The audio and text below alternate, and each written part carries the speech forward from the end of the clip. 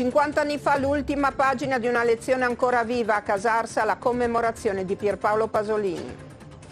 Buon pomeriggio e buona domenica dal telegiornale del Friuli Venezia Giulia. Il 2 novembre 1975 era domenica, come oggi. Alle 6:30 del mattino veniva trovato in un campetto dell'idroscalo di Ostia il corpo di Pierpaolo Pasolini. Oggi, a 50 anni dalla morte, il poeta è stato ricordato a Casarsa, dove aveva vissuto una parte della sua vita e dove è sepolto accanto a sua madre, Susanna Colussi. Durante la cerimonia in cimitero, l'attore Massimo Somaglino ha letto l'orazione funebre di padre David Maria Turoldo, scritta in occasione delle esequie che dopo il funerale di Roma si celebrarono a Casarsa il 6 novembre del 1975.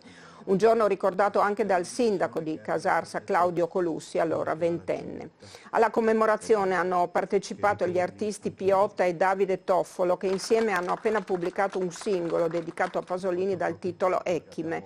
Tra oggi e domani anche il Centro Studi Pasolini di Casarsa organizza diverse iniziative, tra cui un laboratorio dedicato a ragazzi e ragazze provenienti dall'Italia e dall'estero, accomunati dalla passione per il poeta.